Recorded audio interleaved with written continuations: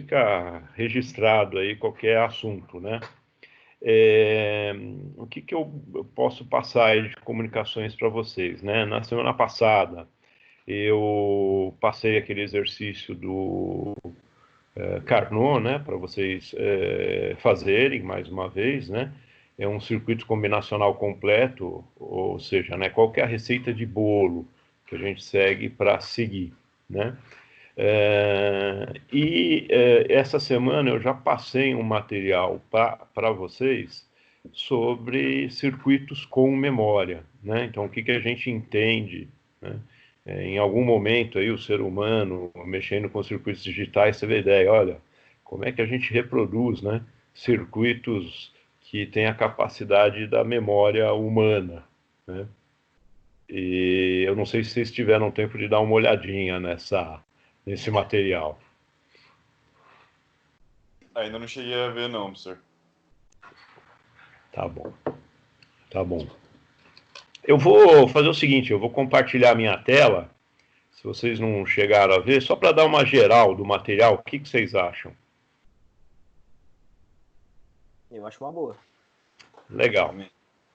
Então, espera aí que deixa eu observar os compartilhamentos aqui. Legal, acho que ele começou. Aqui tem o fundo musical que eu uso para não ficar entediado, simplificação, eu acho que esse aqui. Tá? Deixa eu pôr em modo... Tá? Então, né? Deixa eu pôr, eu não sei quem que tem esse capacete aqui, quem que está de capacete. Vou pôr o nosso capacete aqui para o lado. Tá? Eu dou uma definição, né, do que a gente entende por capacidade de memorização, né? A melhor definição, né, que a gente tem para memória humana, uma memória de uma máquina, né? Você dá para a máquina a capacidade dela lembrar o que aconteceu no passado. Beleza? Vocês concordam com essa definição? Essa é uma definição meio chave. Sim. Né?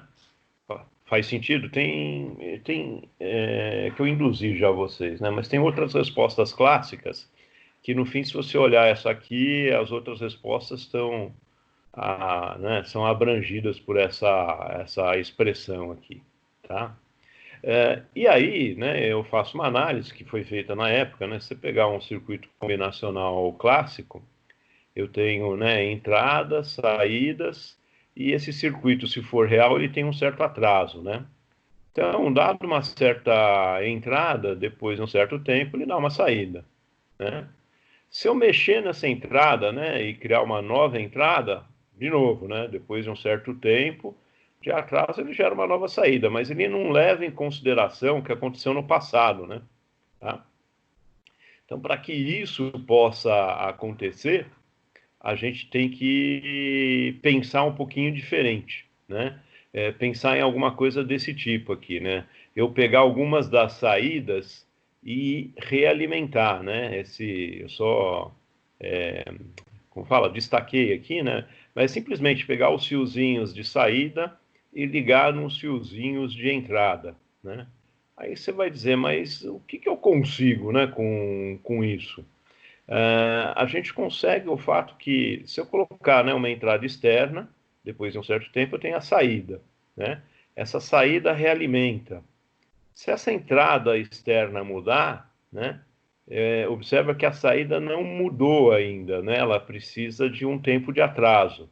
Então, o novo processamento que vai acontecer aqui nesse circuito combinacional vai levar em consideração a nova entrada e a saída anterior, que depende da entrada anterior. Tudo bem? Tá? Então a gente acaba criando um circuito cujas novas saídas passam a depender das entradas passadas. Tá? E isso, então, é uma pré-condição, né, ter realimentação para um circuito poder ser considerado circuito com memória. Tá? Então, se ele não tem realimentação, não pode ser chamado de circuito com memória. Beleza? Beleza. E aí, né, eu coloco essa condição 1, então, né, só destacando a questão da realimentação. E a segunda eu faço uma brincadeira, né? De repente você viu um rosto na rua, né? Pensando na nossa memória, né? Um rosto, sei lá, marcante e ficou na sua memória, né? E aí depois de um certo tempo, você quer lembrar desse rosto, né? Aí você imagina que a sua memória é uma memória aquelas bem traiçoeiras, né? Aquele cabelo comprido virou um cabelo curto, né? Essa face mais delicada virou uma face aqui mais musculosa, né? Você, meu Deus, né? Foi isso que eu vi na rua mesmo, né? Aí daqui a um tempo você vai tomar um café, você vai lembrar de novo da pessoa e de repente vem, né? Esse rosto aqui, né? E aí daqui a um tempo você vai lembrar, você volta para o rosto original, né? O que está acontecendo aqui?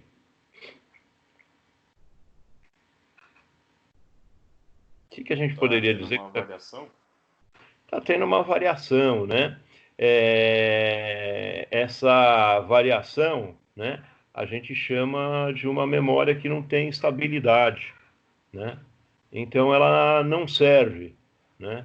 Porque não é estável, né? Ela não serve para o ser humano e uma memória que não é estável, ela não serve também para as máquinas, tá bom? Porque, principalmente em máquina, né, a gente quer lembrar com a maior precisão possível o que aconteceu no passado, né? Você imagina que você descarregou um monte de foto e, de repente, começa a acontecer isso com as suas fotos, né? Você vai ficar meio bravo, né? Certo? Então não pode, né? Aqui tem de vez em quando a turma me pergunta, né? Porque a memória ela é muito dinâmica no ser humano, né? Ela por exemplo, se você pegar um computador, né? Qual que é a parte mais importante do computador? A placa-mãe? A placa-mãe, mas dentro da placa-mãe, qual que seria o componente mais importante? O processador? Processador, perfeito, né? Então, em circuitaria eletrônica, o processador é a parte mais importante, né? A memória ela acaba ficando para segundo plano, né? No caso dos seres humanos é o contrário, tá? Qualquer problema que a gente tenha, a primeira coisa que é afetada, porque é muito delicada, é a memória, tá? E depois o processamento. Tá? Tanto que em engenharia, né? Muitas vezes você vai ver, sei lá, daqui 20 anos, né? Você pode ter algum problema de saúde que de repente prejudica a sua memória, mas você vai ver que a sua capacidade como engenheiro ela é pouco afetada, tá? Porque o processador não vai, né? Ele é mais robusto, vamos dizer assim, né? Ele não é tão delicado como a gente fazendo essa análise, né, com circuitos digitais, tá? Mas a questão de não ter estabilidade acontece, né? Isso aqui na memória humana, né? Tanto que a questão de testemunha ocular, né? Não sei se vocês têm acompanhado, né? Hoje é bastante discutido, né? Você imagina, eu vou julgar um crime depois de um ano, né? É difícil você ter uma lembrança exata do que aconteceu, né? Porque a memória ela vai modificando essas lembranças. Hoje já se sabe isso, né? Então as testemunhas oculares e não os fatos, né? São cada vez menos aceitas, né? Em tribunais, para você ter uma ideia, né? É o último recurso. Caso você não possa provar com fatos, aí a gente usa testemunhas oculares, tá? Exatamente por essa questão da evolução dinâmica, né, na memória. Bom, mas aqui não é estável, tá? Então eu pus as três condições aqui, né, colocando a primeira como zero, óbvio.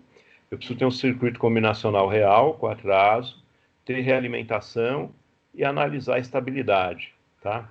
A análise de estabilidade de circuitos elétricos em geral não é um assunto fácil, a gente começa a estudar em controle. Vocês já devem ter começado a ver, acho que em Circuit 1, Laplace, acredito. Já começaram a ver? Já. Beleza.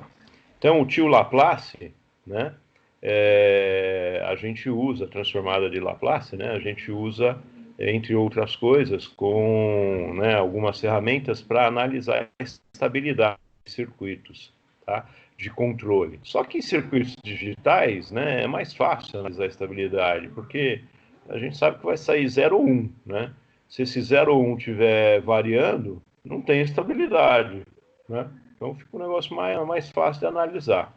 E aí eu puxo um exemplo, né?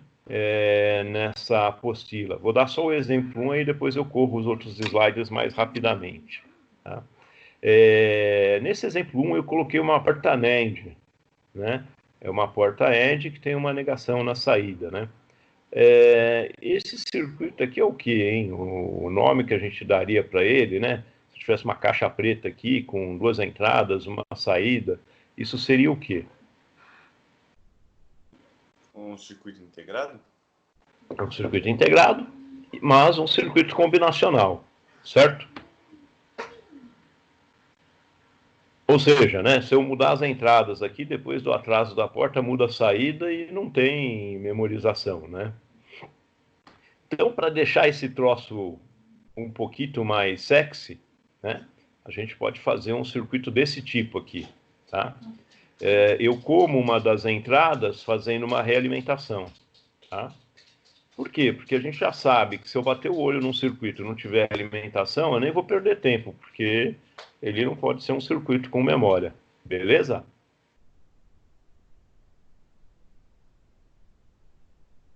Faltou beleza aí. E aí, né, eu vou considerar o atraso real, né, e eu vou ter, então, ficar com uma entrada e uma saída. Qual que é a jogada, né, para a gente entender o comportamento do circuito? Bom, vou variar as entradas, né, vou ver aqui o que acontece com as novas saídas. Lembrando que, dependendo da entrada que eu uso, eu preciso conhecer a outra entrada do circuito, que é a saída passada, né, para ver o que vai acontecer. Beleza? Tá? Então é assim que a gente analisa circuito com memória. Então, analisando esse, né, isso está na apostila, está narrado também na videoaula, né? Por exemplo, né, se eu pegar a entrada e a saída em 0, né, ó, se a entrada estiver em 0, né, a entrada estiver em 0, não sei se vocês concordam comigo, numa porta AND ou numa porta NAND, independente da outra entrada, eu já sei que depois do atraso, nesse caso aqui, vai dar sempre 1. Vocês concordam? Sim. Então, né, eu vou ter 1, esse 1, né, a gente brinca, realimenta, mas aí depois de 10 nanosegundos, como eu não mudei a entrada, continua em 0, isso vai continuar sempre em 1, né? Então a gente diz que eu tenho uma saída 1 estável, né? Porque isso vai ficar realimentando e eu vou ter sempre o 1 estável, tá? Então analisei para esse caso aqui. O segundo caso que a gente teria, né, que não é diferente do primeiro, né, também vou ter o 1 estável, porque não importa a saída, né, se a entrada estiver em 0. Tá? Agora, se a entrada estiver em 1, né, aí eu fico numa sinuca de bico, né, porque na end, né, se eu tiver uma chave ligada, eu dependo de saber, né, se a outra chave está ligada ou não para determinar a saída. Então, eu preciso saber qual que é a saída passada, tá? Então, eu peguei aqui a saída passada também como sendo 1, né? Então, se eu tenho 1 e se eu tenho 1, depois de 10 nanosegundos, esse troço se transforma em 0, certo? Que é o que eu escrevi aqui, ó. Tá? Esse 0 realimenta, e aí, de novo, né? 1 e 0 depois de 10 nanosegundos, né? Como eu tenho 0 aqui, vai se transformar em 1 na saída, tá? Então, depois de 10 nanosegundos, se transforma em 1. Então, se você reparou, ó, esse 1 se realimentar, né? 1 e 1, depois de 10 nanosegundos, volta para o 0, né? Volta para o 0. E eu vou ficar, então, com a saída, olha, ela vai ficar instável, né? Ela vai ficar a cada 10 nanosegundos comutando entre 0 e 1, tudo bem? Tá? Então, a análise de estabilidade, né, de circuitos com memória fica bem simples, que basta você correr a malha essa malha que a gente chama de realimentação, né, 2, 3 vezes, você já sabe se a saída, né, é uma saída que tem estabilidade ou não. Nesse caso, não é estável. Tá? E para outra situação, que seria a última, né, o S0, né? Vai cair também, né, em um caso parecido com o anterior, tá? Onde você vai ficar com a saída variando entre 0 e 1, tá? Essa análise a gente faz para qualquer circuito, tá? Eu peguei aqui um circuito bobalhão, né? Mas é mais para mostrar para vocês como faz e como a gente sumariza, né? No caso de circuitos combinacionais, a gente põe a tabela da verdade ou a tabela verdade, né? Agora a gente começa a escrever uma tabela de operação, né? Que sumariza como é que esse cara aqui está funcionando, né? Então, da análise lá que a gente fez, a gente viu se a entrada é 0, eu tenho uma saída estável em 1, né? Fica chuchu, beleza. Mas se a entrada for em 1, né? A saída fica instável, ok? A saída vai ficar instável. Portanto, né? Um circuito de com realimentação, né, e tudo mais, né, que tem essa tabela. A gente pode chamar esse circuito como um circuito que tem efeito de memorização? O que vocês acham? Visão de vocês. Com essa situação aqui, né, que a gente está sumarizando. Ela tem, mas ela tem a limitação de estado que você não pode colocar ela no quase com a entrada em 1, senão ela fica instável? Perfeito, né? Quem que está falando? É o Guilherme. Oi, Guilherme. Guilherme, perfeita, né, a sua colocação, né? Eu tenho, né, se for ver, eu tenho 4 situações que eu posso explorar, sendo que 2 só são interessantes, né? As outras 2 eu tenho que jogar no lixo, porque esse circuito gera uma instabilidade. Então, ele tem entradas, né? Tem situações em que eu posso considerar ele um circuito com memória, porque tem estabilidade, mas tem metade das situações possíveis aqui onde ele não serve para nada, né? Ele não tem estabilidade aqui na saída, né? É meio aquele efeito de mudar os rostos, né, das pessoas que a gente mostrou lá atrás, tá? Então, o resultado disso que o circuito possui memória para igual a 0, só que ele não é muito útil, né? Porque metade eu jogo fora e um circuito digital, normalmente a gente quer que apareça 1 e 0 na saída, certo? Eu possa né, ter 1 e 0 como lembranças na saída. Esse aqui só gera 1, coitado, né? É um negócio meio perneta, né? Então é um circuito com memória, né, em metade da tabela dele, para essa situação, né, que eu coloquei, só que não é útil, né? A gente diria assim, pô, por que eu vou usar esse troço aí, né? Eu só consigo, sei lá, lembrar se eu estou olhando o rosto, né, e rosto de mulher, então eu só consigo lembrar mulher com o rosto que tenha cabelo preto. Se for uma loira, eu não consigo lembrar, né? Aí você vai ficar bravo com você vai dizer, pô, por quê, né? Vai ficar com raiva, né? Que é uma situação parecida que a gente gerou, tá? Então eu vou explorando essas situações, né? Até, eu vou pular aqui, até a gente chegar nesse cara aqui, ó. Imagine eu montar, né, no protoboard, se vocês tiveram oportunidade de fazer isso, né, o cascateio, 2 portas NOT, né, e realimento. Beleza? Aqui eu puxo a saída de uma, né?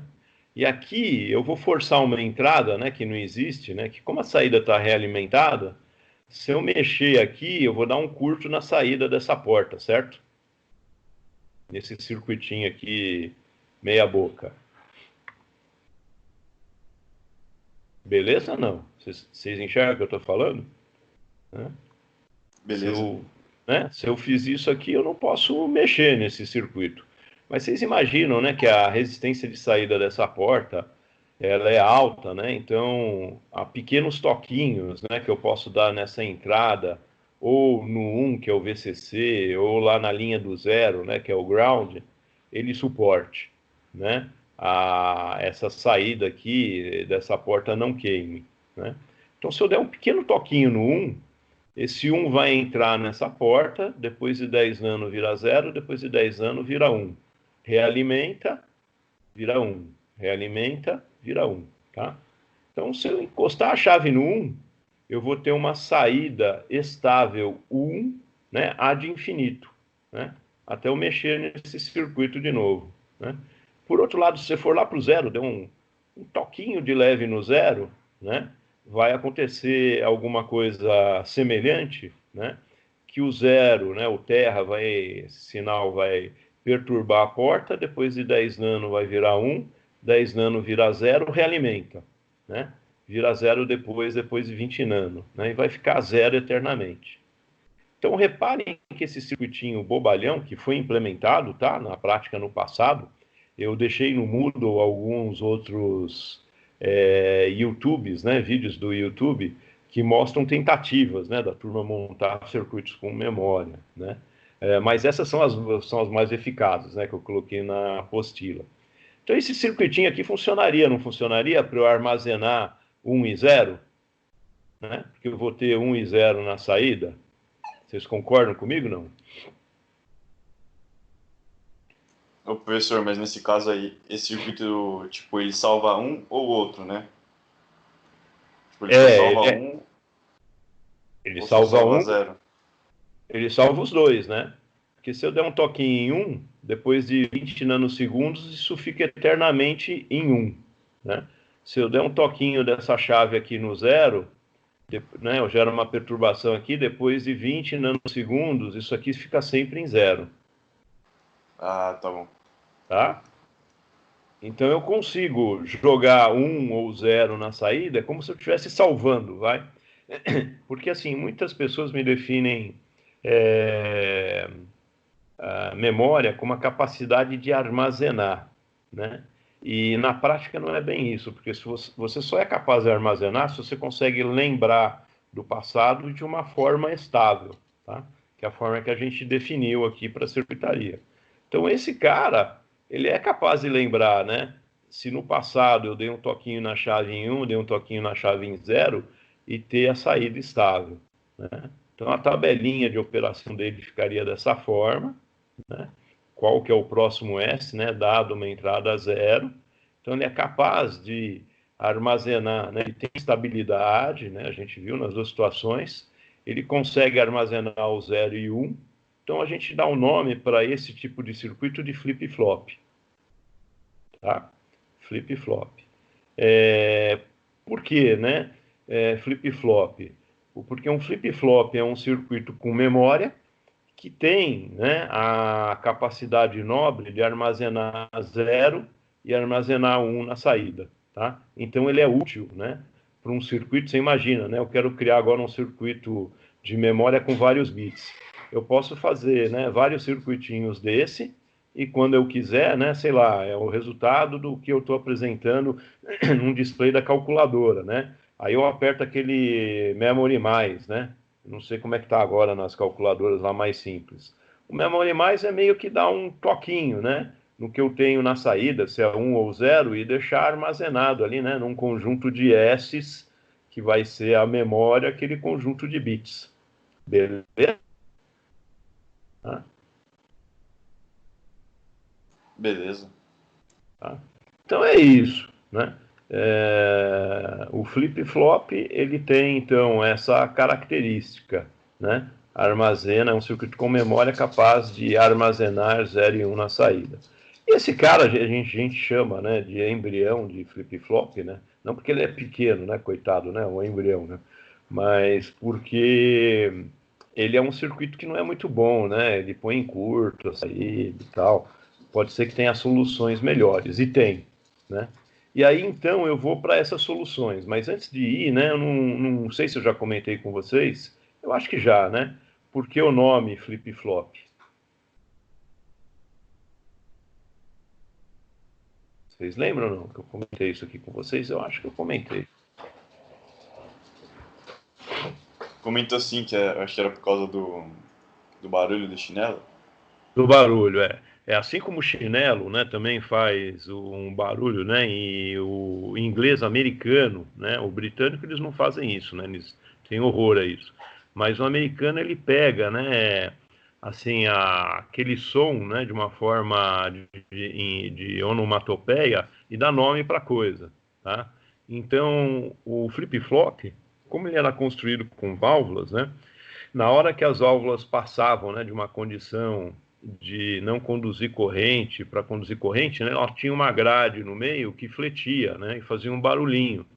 Então eles também deram o nome, falou, pô, esse troço aqui parece, né, um negócio que fica fazendo flip-flop. Então vamos chamar o circuito de flip-flops, tá? Então os flip-flops, eles têm esse nome específico porque vem do inglês, não vem do britânico, tá? Foram os americanos que chegaram primeiro nos circuitos com memória, e porque lembra essa onomatopeia, né, da grade da válvula mexendo. Tá? E aí a gente continua. Tá? Aí eu vou continuar agora já apresentando os circuitos clássicos. Né? Então esse aqui é o primeiro flip-flop que foi inventado e muito utilizado, né, que a gente chama de RS, né? Reset, R de reset e S de set. Tá? E aí eu faço a análise com vocês disso, tá? Então eu vou passar aqui as transparências rapidamente, tá? Depois vocês dão uma olhada com calma. Isso está narrado na videoaula, inclusive, tá? Chego na tabela de operação, no símbolo, né? Aí uma coisa importante, né? Como é que a gente analisa, né, circuitos que têm memória, como circuitos flip-flops, né? Ou circuitos que obedeçam uma sequência, né, que a gente chama de circuitos sequenciais. Eu não sei se vocês percebem que entra a variável tempo, né, na jogada. Tá? Porque se eu tenho a capacidade de lembrar do passado, o passado importa, né, para definir o que está acontecendo com o circuito. Vocês concordam comigo ou não? Sim. E aí, no geral, é só o Guilherme que está falando aqui, né? No geral, o que rola, né? No geral, todo circuito vai ter uma parte que é combinacional, uma parte que vai envolver alguns flip-flops, né? E, portanto, para analisar esse circuito, funcionamento, a ferramenta que a gente vai usar daqui para frente são esses diagramas temporais, tá? Eu costumo dizer que diagrama temporal não é a ferramenta ideal, sabe? É como aquela chave de fenda que não encaixa direito ali, né, para você abrir o parafuso. Mas é a ferramenta que foi desenvolvida, né, na área de digitais para a gente analisar circuitos digitais, tá? Então, qualquer datasheet, por exemplo, você pegar um datasheet de uma CPU, né, de um controlador, você vai ver que ela é cheia desses diagramas, né, no tempo, para mostrar o comportamento no tempo. Então, você vai ver que aqui eu explico em detalhe, né, como é que a gente faz o diagrama temporal, porque é uma ferramenta que a gente precisa se acostumar a usar, tá?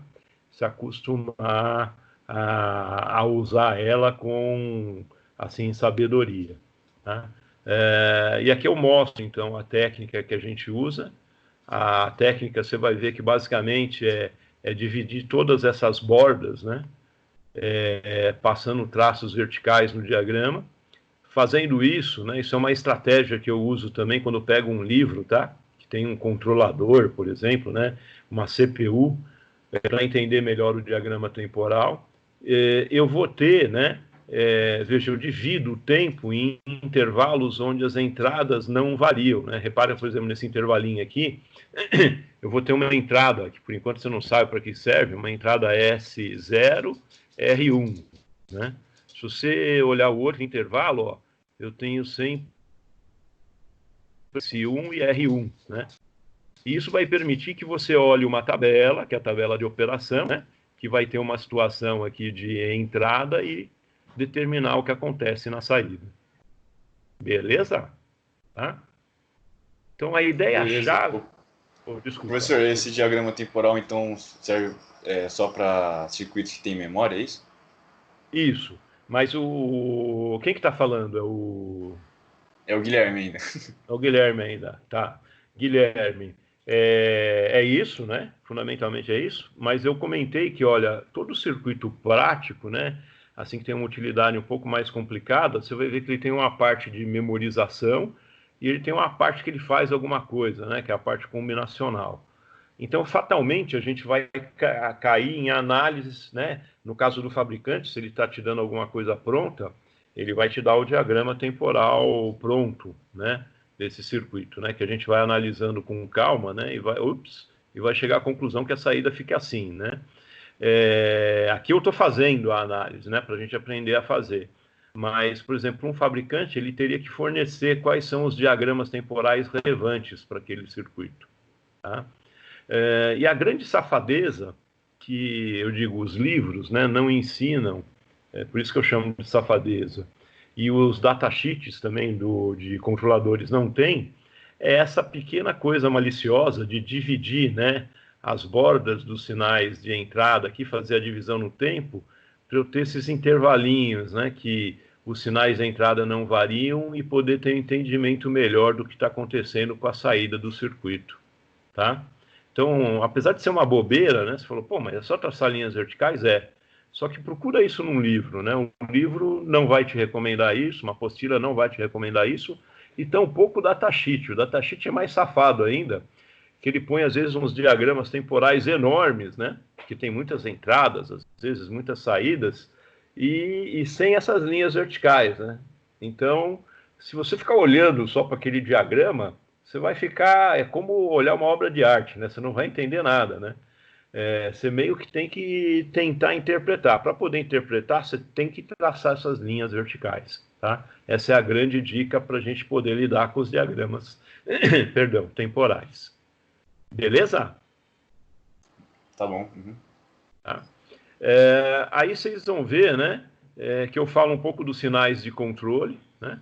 Eu tenho clock, set, reset, e começo com o clock, né? E vou dando os tipos, né, de flip-flops que eu tenho, dependendo da situação de relógio que eu quero que ele trabalhe, né? Então eu ponho uma entrada a mais aqui, né? E eu posso, né, criar um circuito que só vai funcionar quando o relógio estiver em 1, né? Então a gente representa dessa forma. Ou só vai funcionar quando o relógio estiver em nível baixo. A gente representa com uma bolinha na ponta. Ou só vai representar nesse momento que eu tenho a transição de 0 para 1, né? A gente chama de borda, né? E a gente põe o símbolo com essa espécie do triângulo, tá? Ou vai funcionar só na borda contrária, né? Quando eu vou do 1 para o 0. Aí a gente chama a borda de descida, né? Porque eu estou indo com o sinal do 1 lá para o 0. E a gente põe essa bolinha na entrada. Então, o sinal de relógio, né, que eu preciso em todos os circuitos, né, para poder gerar uma cadência, né, e respeitar a frequência limite de operação dos circuitos, né, a gente vai trabalhar com os flip-flops da mesma maneira, né, eles trabalhando ou por borda ou por nível, tá? E aqui a grande informação, né, que a apostila traz, mas eu acho que é legal realçar aqui para vocês, é que flip-flop gatilhado por nível, né, dá para a gente montar todos os circuitos e analisar, vocês vão entender. Mas se eu pegar, por exemplo, o datasheet de um flip-flop gatilhado por borda, você não vai entender patavina. Você vai ver um monte de porta lógica, de repente, ali dentro, e vai dizer, meu, que coisa louca, para que isso serve? Tá? E aí eu explico na apostila, mas enfatizando aqui, mais ou menos a história do ovo ou da galinha, né? Quem surgiu primeiro, tá? Por quê? Porque para criar um flip-flop desse, eu preciso de uma teoria que vocês vão ver provavelmente em DLP ou microprocessadores, né? Que é uma teoria que a gente chama teoria das máquinas, o nome é feio, máquinas de estado finitos assíncronas, né? E aí, usando essa metodologia, a gente consegue projetar esse tipo de dispositivo aqui, tá? E é por isso que você vai ver aqui na apostila, eu digo para você, não pega no datasheet esse troço transformado em portas, porque você não vai entender nada, tá? E não é para entender mesmo, né? Porque os flip-flops que são sensíveis à borda só, a gente precisa dessa teoria específica. Beleza? Tudo certo, tio. Tudo certo. Muito bom. E aí eu vou evoluindo, né, esse assunto, né? Vou mostrando para vocês aí os flip-flops gatilhados por borda, né? Até a gente chegar na questão, eu vou analisando, né, diagramas temporais de outros circuitos, até a gente chegar em situações onde eu começo a ter circuitos, tá? Então eu tenho, ó, esse flip-flop que é gatilhado por nível alto, né, cujas saídas alimentam um outro flip-flop que é gatilhado por nível baixo. Aí eu coloco as situações de entrada aqui, a situação do relógio, e peço para você determinar quem é o Q2, quem é o Q2 barra. Tá? Aí a estratégia é sempre de trás para frente, né? Para eu saber esses caras, eu preciso saber a entrada dessa caixa preta, vamos dizer assim. E a entrada dessa caixa preta depende da saída desse cidadão, né? A saída desse cidadão depende dessas entradas que estão aqui listadas, tá? Então, para poder traçar, né, o comportamento desse circuito, eu vou ter que conhecer essas saídas intermediárias e a saída final, tá? E esse tipo de circuito que tem associação, né, de um ou mais flip-flops, aí a gente chama de circuitos sequenciais, tá? Então, um circuito sequencial é aquele que a gente vai usar um ou mais flip-flops para trabalhar. Beleza? Ô, professor, e como é que eu monto esse circuito integrado? Tipo, dentro desse flip-flop tem sempre duas horas e uma liga a saída liga na entrada da outra, é tipo isso sempre? Isso, né? Para analisar, né? Isso aqui está uma caixa preta, né? Então eu posso voltar aqui, ó, né? Por exemplo, essa caixa preta aqui, né? Não sei se está aparecendo aí para vocês, né? Que é um gatilhado por nível baixo. Ele tem essa cara, né? E a gente analisa isso na apostila, tá? Então, se você observar, eu tenho realimentação, ó. Então, é um candidato a ser um circuito com memória, né? Eu tenho as 3 entradas aqui que vão funcionar de uma forma combinada, controlando esse circuitinho. Então, toda vez que você pegar, você vai dizer, tem integrado que tem esse flip-flop? Tem circuito integrado que tem, o mínimo é 2 flip-flops, tá? E o máximo é algumas dezenas de flip-flops, tá? Ele acaba tendo, tá? Então, ele teria, né, 2 circuitos como esse integrados ou algumas dezenas de circuitos como esse, né? Que dão já algum, sei lá, né? Se eu tiver 10 flip-flops como esse, eu já estou falando de 5 portas, né? Por flip-flop. Então, dariam 50 portas lógicas dentro de um circuito. É circuitaria para chuchu, né? Tá? Mas é isso que você falou. E o professor, como é que eu saberia quais portas eu teria que usar? Eu teria que montar uma tabela verdade com um exercício para depois montar o circuito? Se você quer entender, perfeita pergunta, perfeita, ótima pergunta. Se você quer entender o funcionamento, né? Porque veja, isso é um circuito que foi bolado lá no passado, tá? Lá no século XX, né? O pessoal foi aperfeiçoando e chegou nesse circuito. Então esse circuito já existe integrado, né? O nosso trabalho, eu posso obviamente, né, ficar pensando em como melhorar esse circuito, mas o nosso primeiro trabalho é entender, né? Como ele funciona, tá? Para isso eu vou variar as entradas, ver o que acontece com as saídas e montar uma tabela de operação, né, desse cara aqui, tá? Mas esse, você imagina, é um circuito que o pessoal gastou algumas dezenas aí de anos, né, para aperfeiçoar, tá? Para chegar num circuito desse tipo aqui, que equipava, então, começou a equipar, né, inicialmente computadores, né, gigantescos, e depois a gente começou a integrar na década de 70, no século 20, né, ter circuitos integrados, e a gente passou então a fazer circuitos menores, né, integrados, onde, por exemplo, podia pôr uma calculadora, né, que tinha vários desses flip-flops aqui para usar como memória, tá?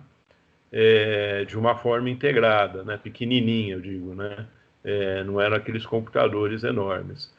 Mas, de novo, para eu chegar nesse circuito aqui, né, esse é um circuito clássico, isso foi um esforço humano bem grande, né?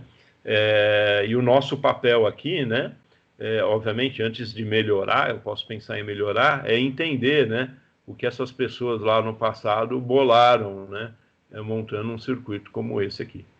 Ok? Ah, tudo bem. Obrigado, senhor. Ah, é isso aí. Eu não sei, eu respondi a pergunta que você tinha? Ficou mais claro? Sim, sim. Beleza. Respondeu sim. Tá.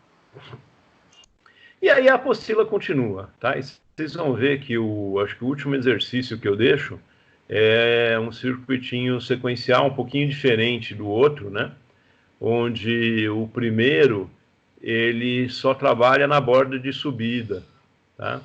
E o segundo no nível baixo, tá? Então o princípio é o mesmo, né? Olhar as saídas, depende das entradas, que depende da saída do segundo, né? Então, para você traçar esse comportamento no tempo aqui, né, que eu estou te dando, né, em função das entradas, você vai precisar traçar essas saídas intermediárias e entender, né, como cada um funciona, tá?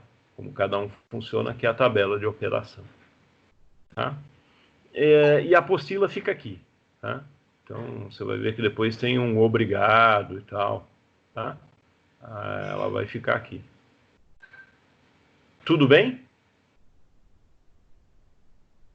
Tudo bem para mim, professor. Beleza. Tá?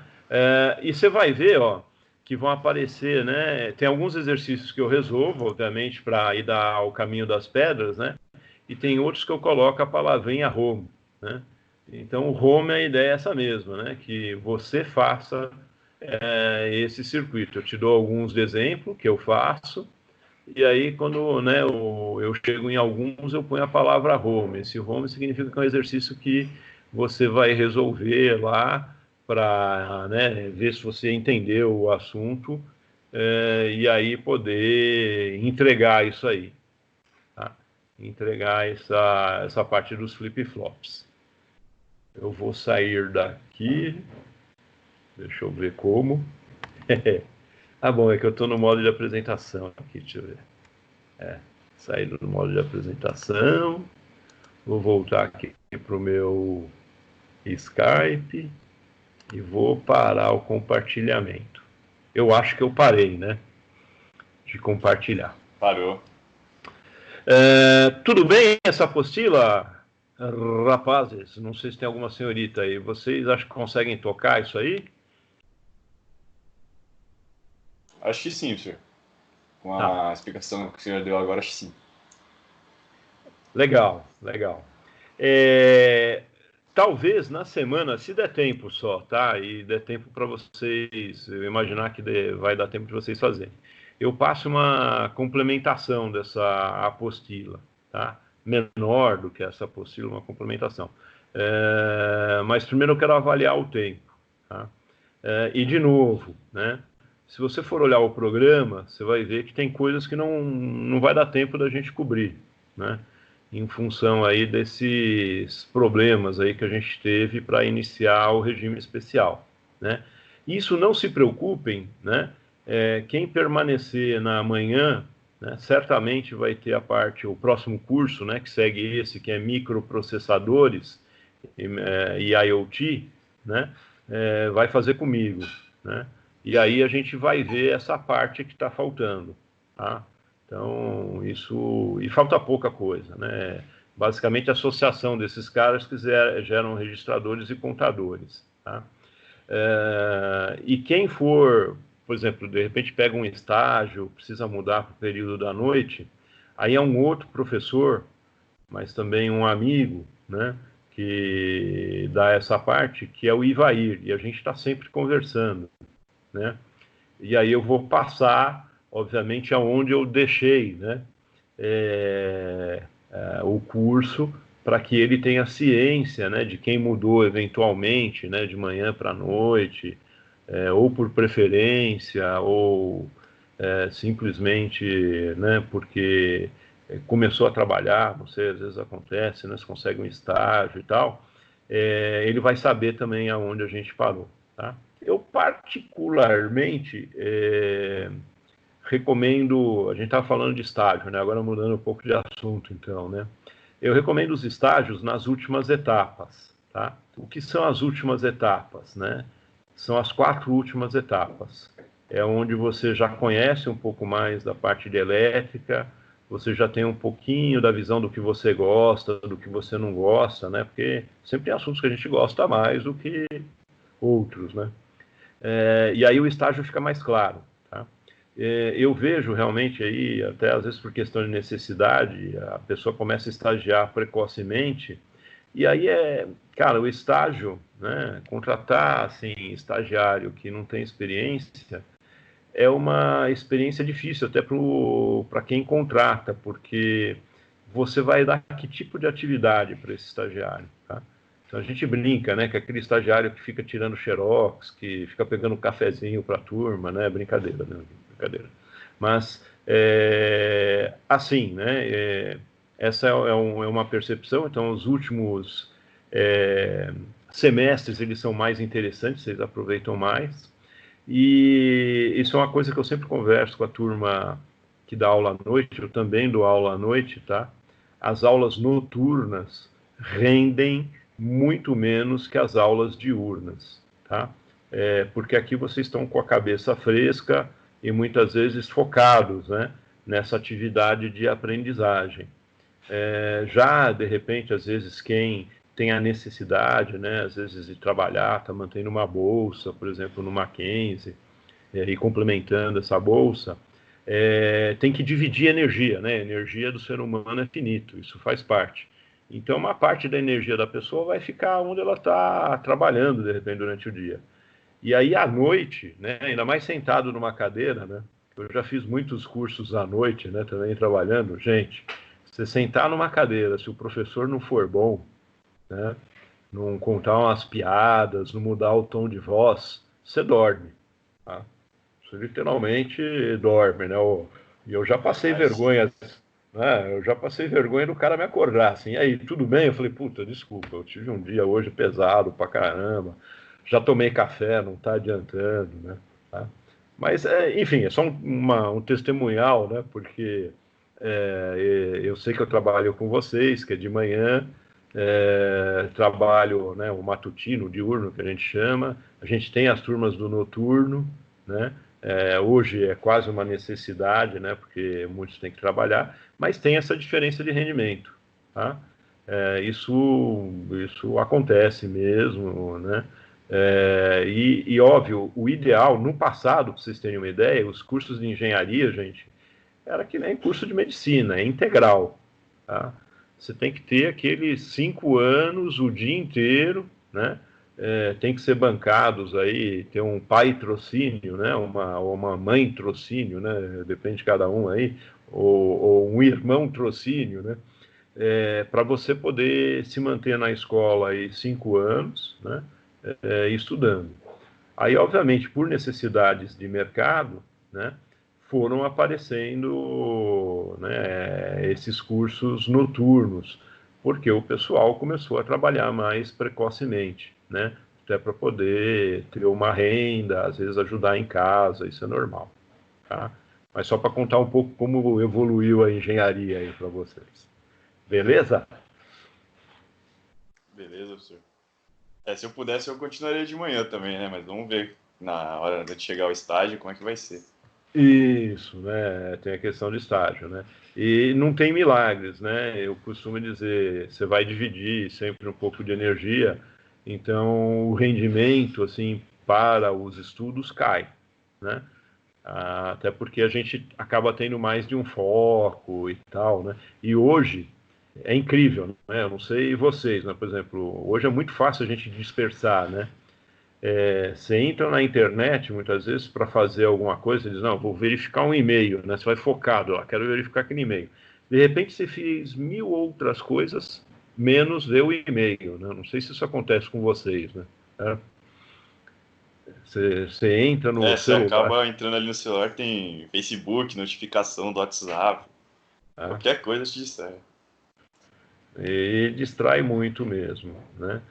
Então hoje, vamos dizer, os dispositivos são legais, né? Pô, tem um celular, smartphone é um negócio super bom em termos de comunicação, porém é uma máquina de distração humana, né?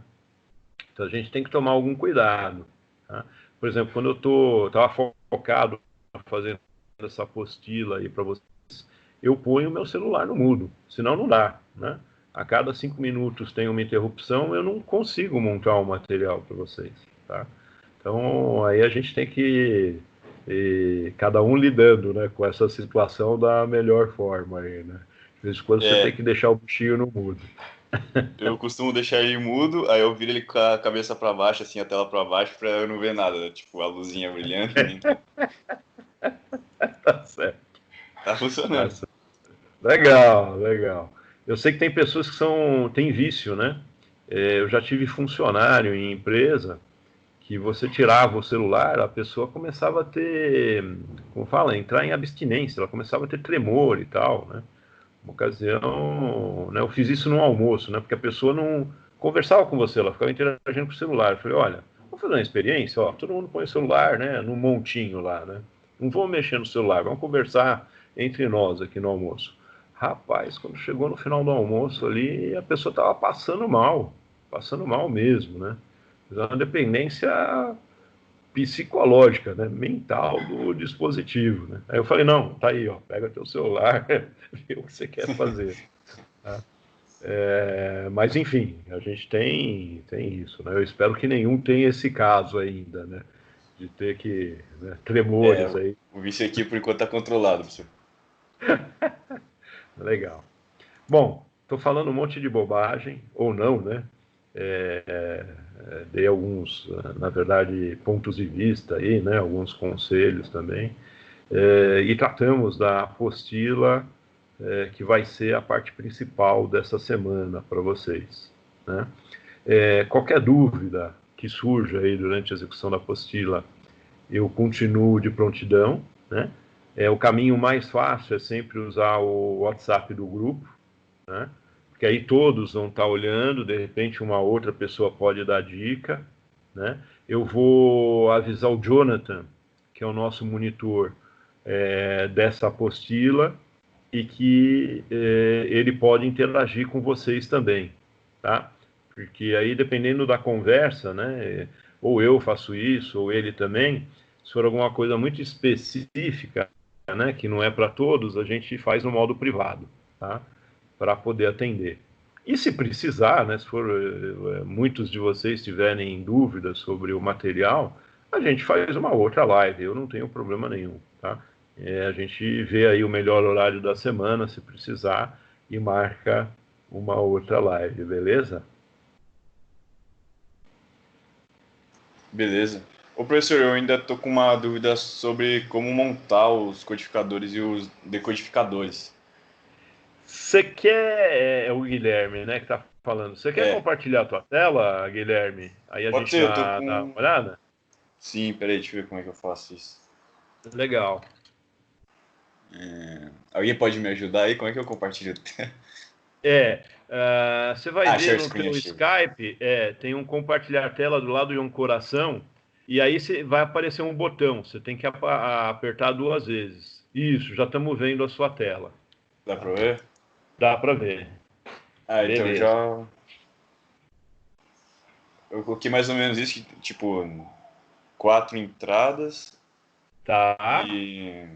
Eu não... Eu sei que você tem que montar uma tabela verdade para as Uhum. 4 entradas, né?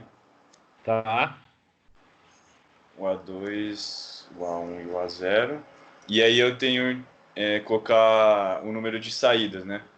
Se a entrada é 2 elevado a n, a minha saída é... Seria quantas aqui, professor? Saídas?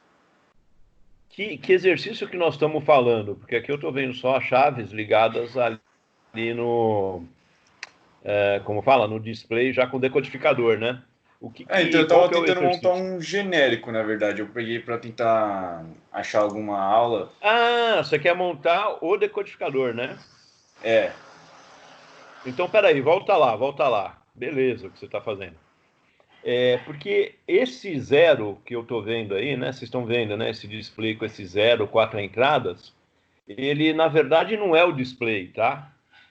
Quer dizer, ele é o display de 7 segmentos, mas já com o decodificador embutido, tá? É por isso que provavelmente se você mexer as chavinhas, ele já vai dar um número correto lá, tá?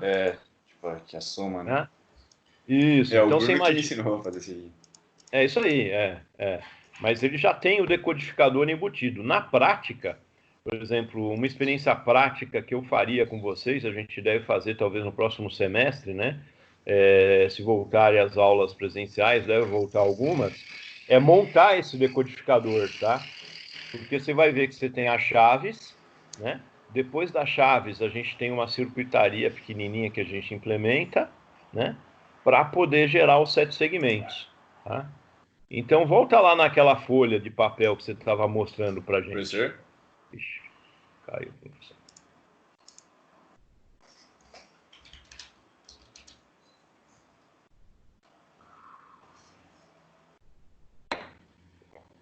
Guilherme?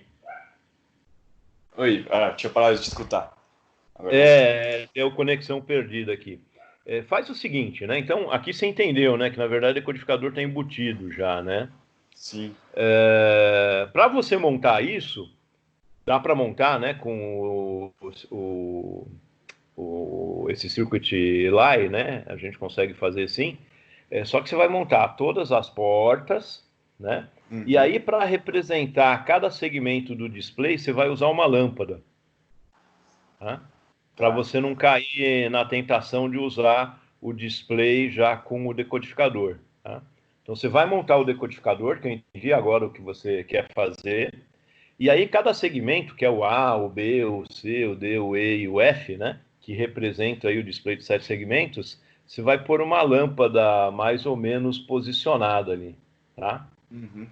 Ô, professor, e qual que seria tipo, o passo a passo para montar um codificador? Eu preciso montar a minha tabela verdade e... Precisa.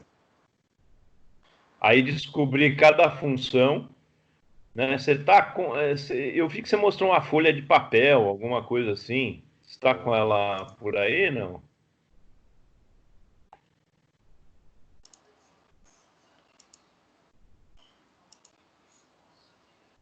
Ah, Tipo essa tá. aqui? É isso, né? Se você olhar, né, o que... não, mas aqui é BCD para... Não. Você tinha mostrado uma outra que mostrava até os segmentos. Deixa eu ver se era esse aqui. Não sei se cheguei a ver esse aqui.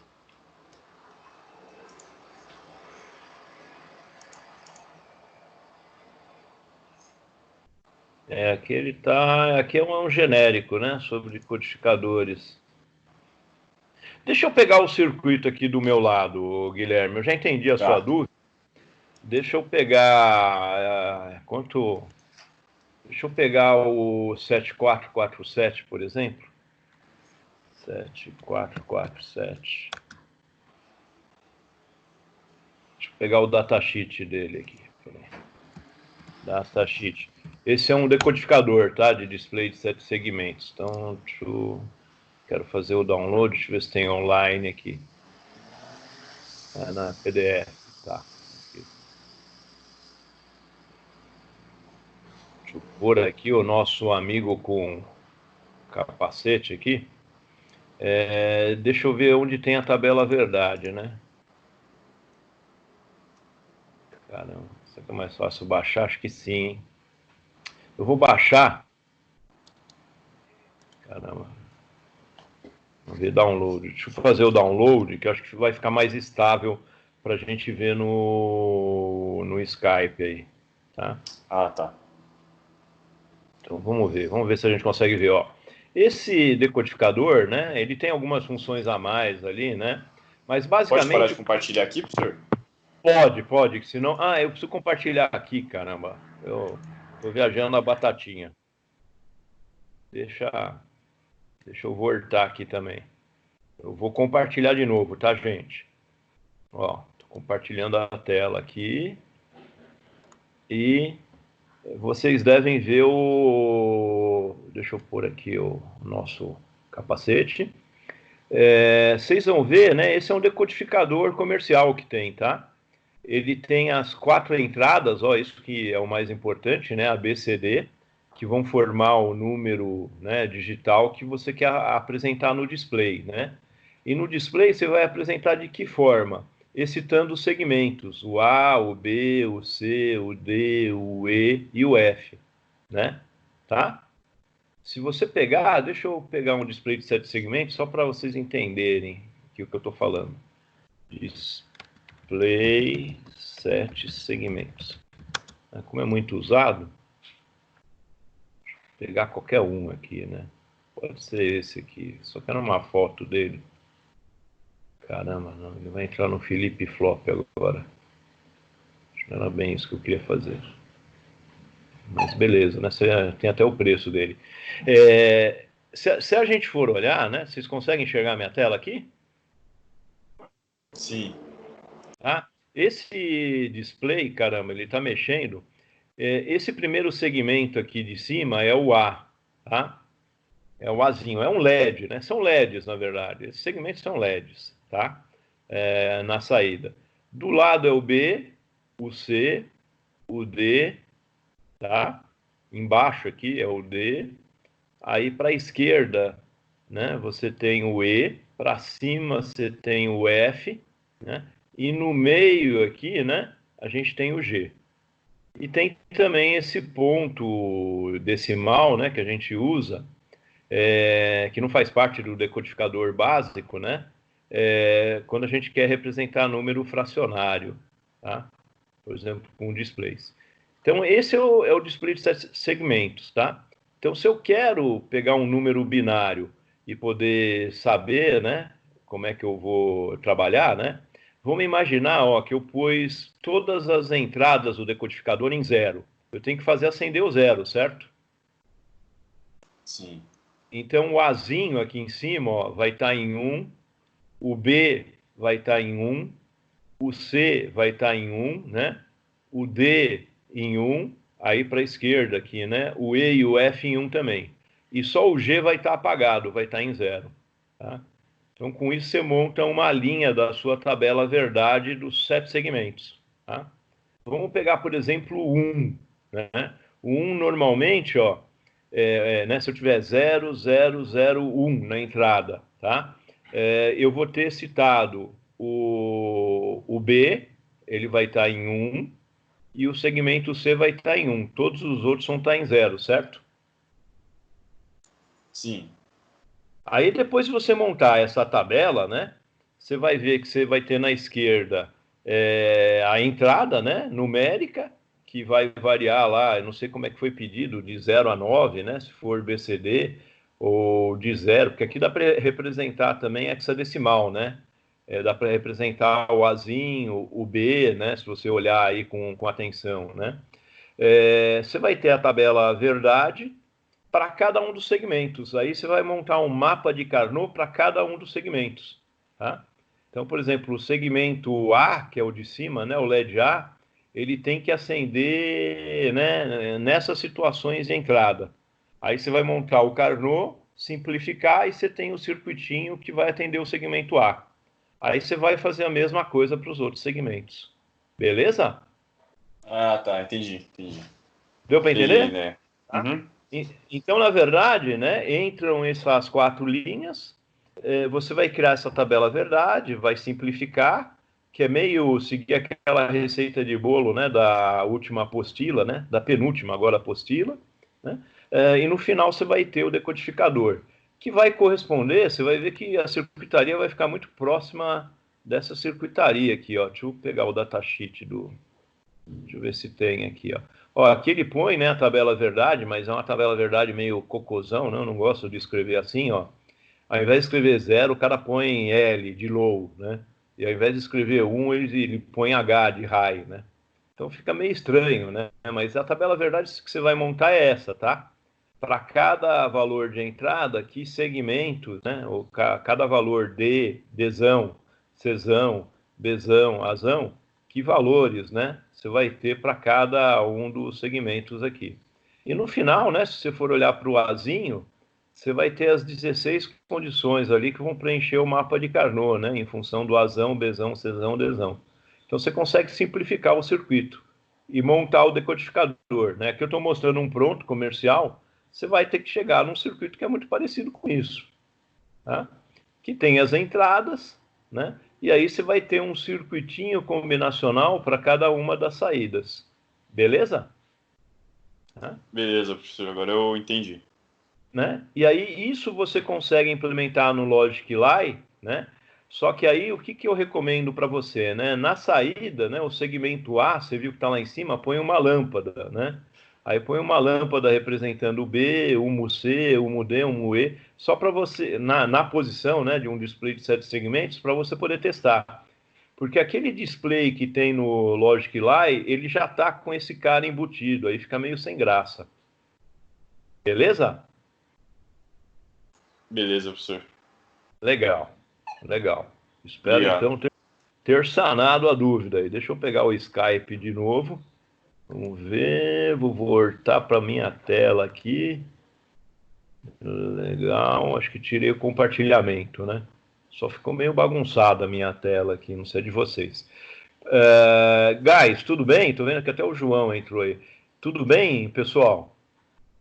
Do que foi visto aí, inclusive a dúvida, eu acho que foi legal, né? Essa dúvida aí do Guilherme, né? É uma dúvida que realmente vocês podem ter, porque o Logic Lie, ele dá uma facilitada, né? Ele já põe o decodificador junto com o display, né? Que na prática a gente não tem, tá? Na prática a gente põe o integrado mesmo, ou às vezes a gente monta na mão, né? Dependendo, vocês vão ver, né, da situação que a gente tem, a gente remonta essa tabela verdade aí, tá? Beleza? Beleza, professor. Mais alguma questão? As minhas dúvidas eu já tô sem agora. Esvaziou É, as dúvidas. Bom, rapazes, se não tem mais dúvidas, eu proponho a gente ficar por aqui, né? Trabalhem aí durante a semana, eu vou avisar o Jonathan, tá? Para ficar de olho em vocês também, né? Caso surja alguma dúvida aí das apostilas, tá? E a gente vai se falando, né? A gente está sempre se falando aí. O WhatsApp é o melhor caminho, tá bom? tá bom então, professor. Beleza. Ô, professor, só mais uma dúvida com relação à Claro, tarefa, claro. rapidinho. Os exercícios para te entregar são aqueles que você falou que tá escrito home na frente, né? Que acho que são os Isso. 4 ou 5 dos slides e da videoaula. É isso, né? Dá uns 4 ou 5 slides Beleza. para Então. trabalhar. Beleza? Fechou. Valeu. Joia. Bom dia para vocês aí. Para você Valeu, também, professor. professor. Também. Obrigado pela aula. A gente se encontra aí nos Skypes da vida. Tá certo, professor. Bom É. dia. Bom dia. Grande abraço aí para todos.